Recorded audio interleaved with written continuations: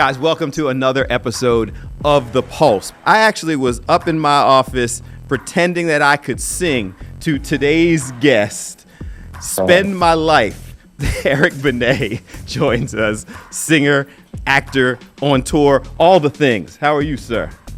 I'm doing great, man. I'm feeling especially excited this holiday season. People sing your song back to you a lot? They do, and I'm grateful, man. It's like you get to a point where you've been in the game long enough so that when I'm doing live shows on my tours, people will get very angry at me if there are certain songs that I don't do. But because I've been doing this for so long, it's like I don't really get to all of them most of the time. So, but that's a blessing. How'd you get started in this? We're kind of taking our way back to the beginning. The biggest musical influence in my life was definitely my family, being the baby of five siblings. Five siblings with very musical parents. And so it was almost like I grew up in musical immersion, right? So it was always on my spirit and my heart and my intention to do this for a living. So I kind of dropped out of college and I joined a band with my sister. And we were signed to EMI Capital way back in the early 90s, in 92. Just to let you know how old I am. We were signed to EMI Capital. And that's kind of where it started.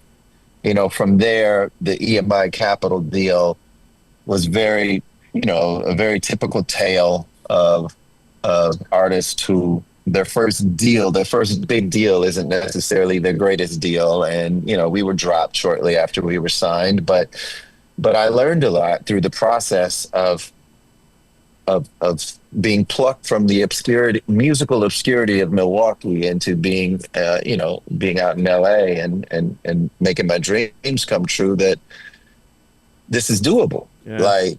Like it was such a lofty dream that, everybody practical in my life would tell me, boy, you need to go back to school, get your degree and get a job at this, that, and the other. Yeah, and as practical as that sounded, it did not feel like anything remotely related to happiness for me. I needed to be making music. I needed to be on a stage singing for people. And, that was just my truth. Yeah. Like, at what point do you realize this is actually real? That's a very good question. I think I realized early on that I was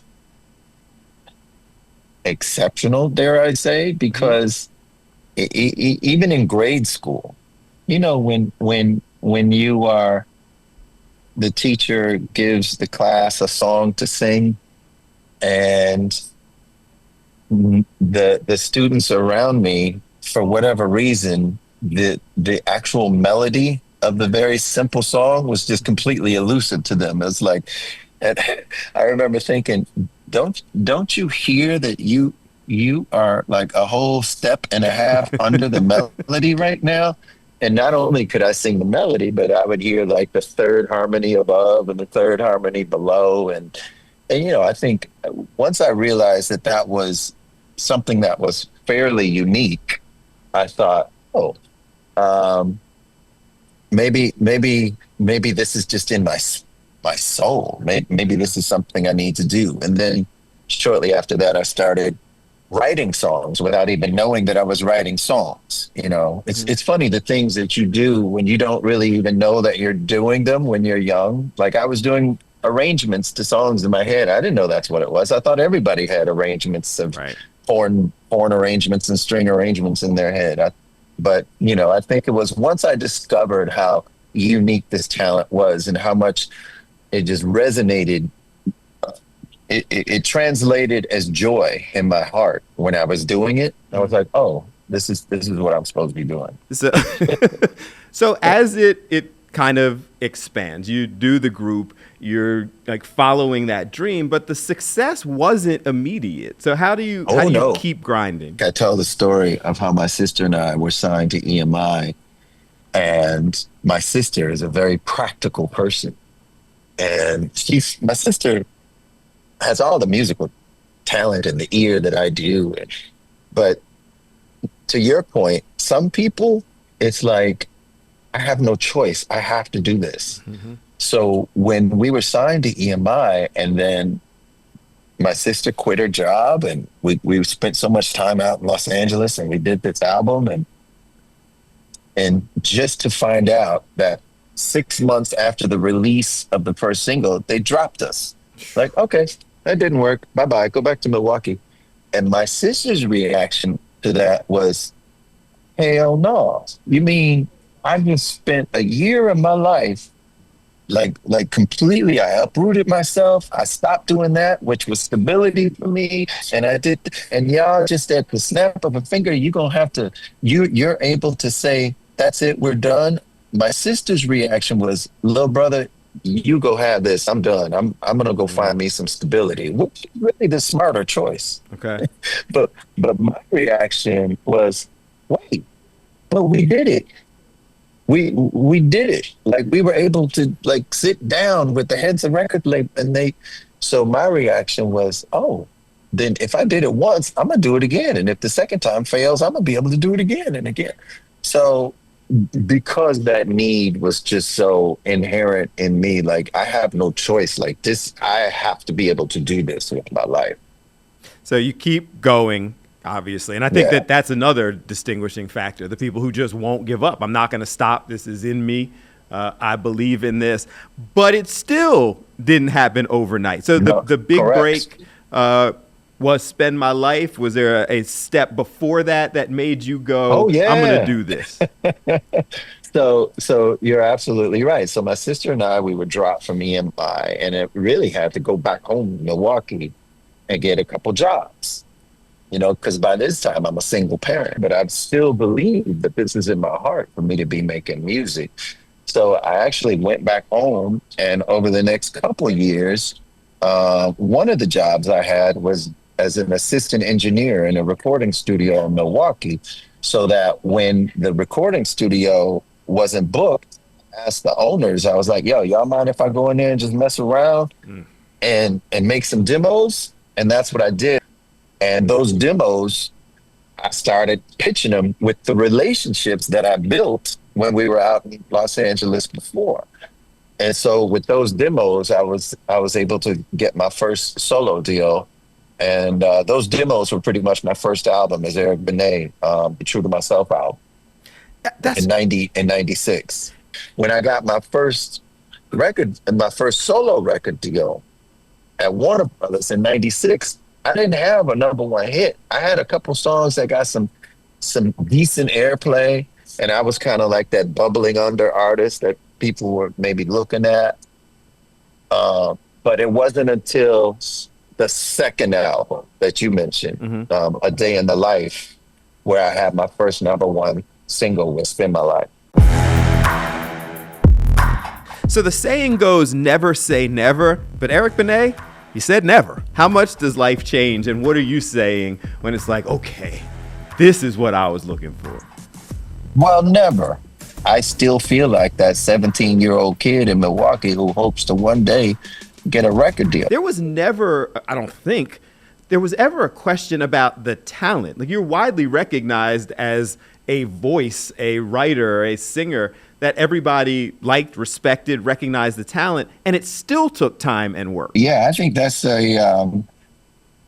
definitely a few lessons you can take out of that statement right there. I mean, talent definitely does not translate to success oftentimes in any area, in any industry, especially the arts, I think. And I think one thing that separates success from mediocrity or obscurity is this relentless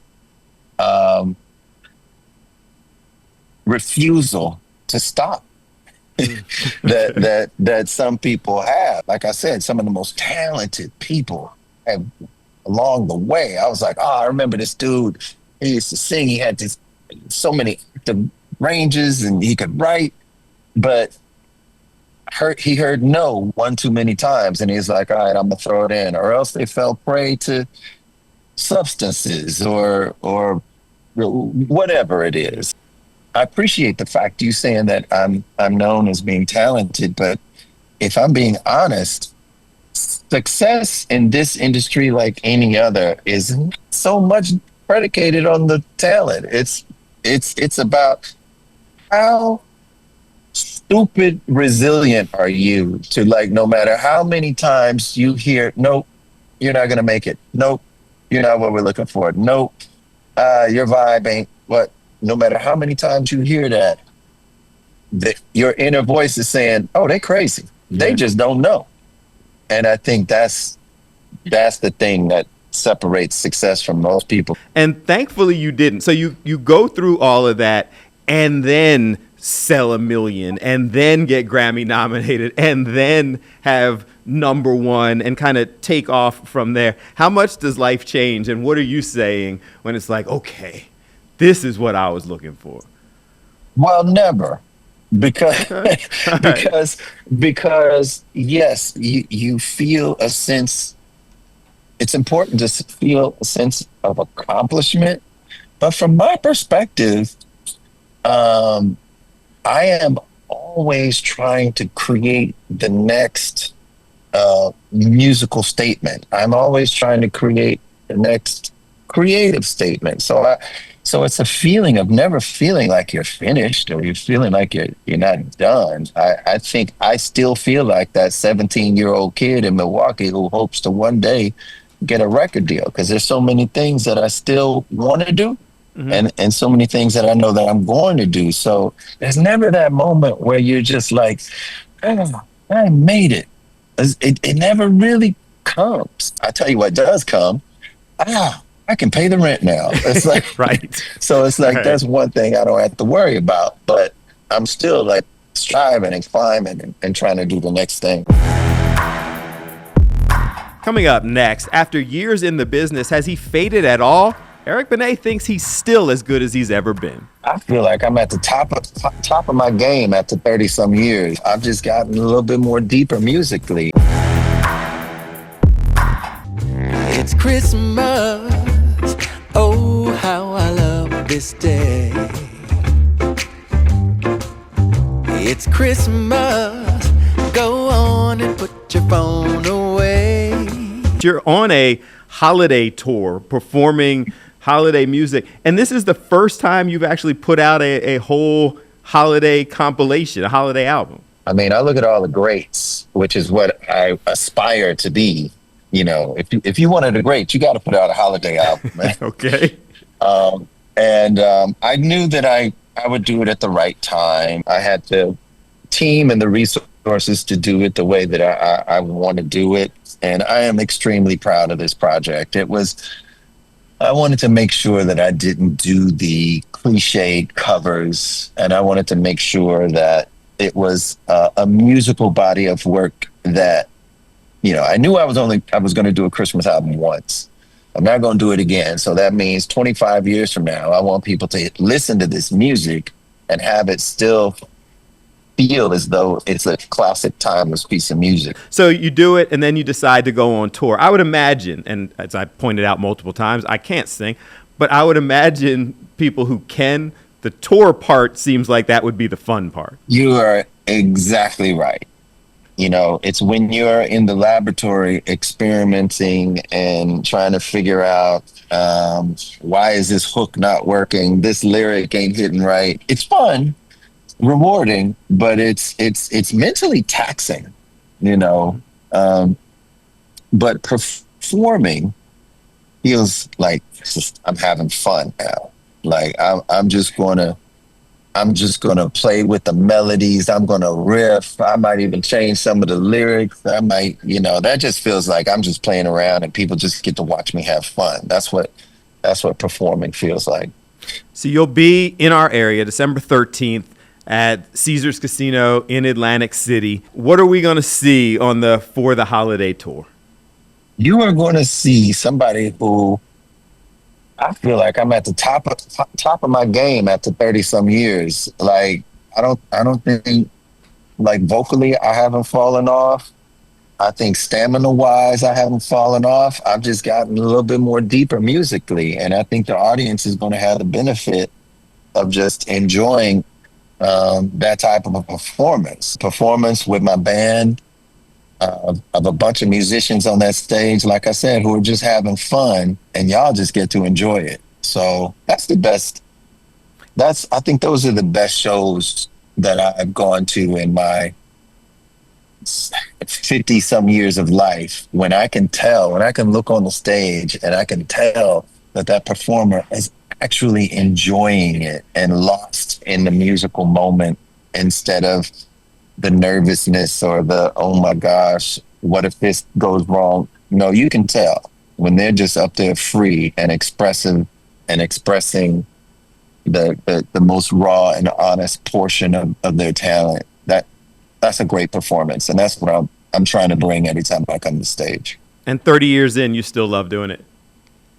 It never wanes. It never tapers off. It's like and also the electric nervousness before hitting the stage doesn't go away either. But once you get out there, it's just an hour and a half or 2 hours of euphoria. Is that challenging after doing it for 30 years, or it's just a gift?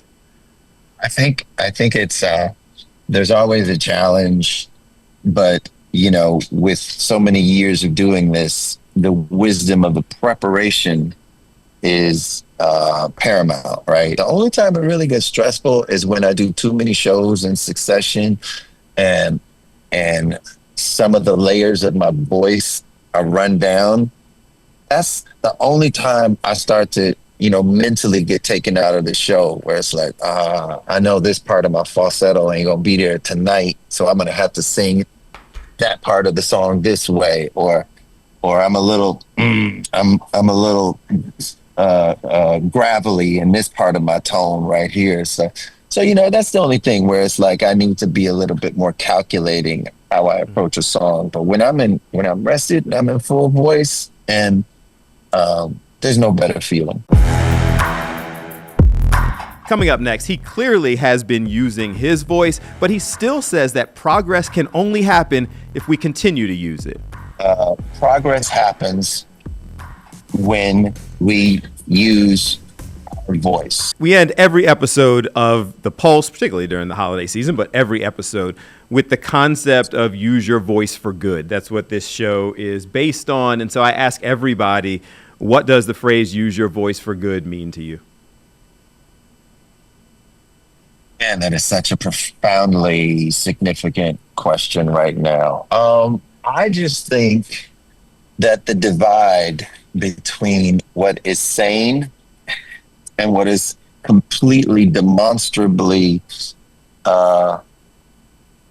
insane within the world, it seemed to widen over my lifetime. I think there was at least a unified attempt for human rights, even though, like, when I was a kid, and maybe it was just the ignorance of being a kid, but it seemed we were fresh off the heels of civil rights, and women having a lot more autonomy, and the LGBTQ community having more freedom and autonomy in their life. And it seems like in the past few years, the pendulum has swung the other way. And I think it's important to remember that progress happens when we use our voice, when we speak out against what is not right, when we speak out against injustice. And I think the best way to use that voice is in the ballot box. And I think if we become complacent, and if that kind of complete disregard for human rights becomes normal, then it's a wrap. It's a wrap. But I think if we use our voices, speak out against that kind of hatred and ignorance, then we got a shot at maybe renewing our lease to humanity. So we'll see. Guys, thanks so much for watching another episode of The Pulse. I cannot lie, I'm a big fan of Eric Benét's music, and I hope you enjoyed this as much as I did. You can hear the whole thing, all places where podcasts are available. Just look for The Pulse with Bill Anderson podcast, and hit me up on social media at Bill A. Fox 29. Thank you so much for spending some time with us, and I leave you today as I always do, reminding you whenever you can, use your voice for good, and have a good one.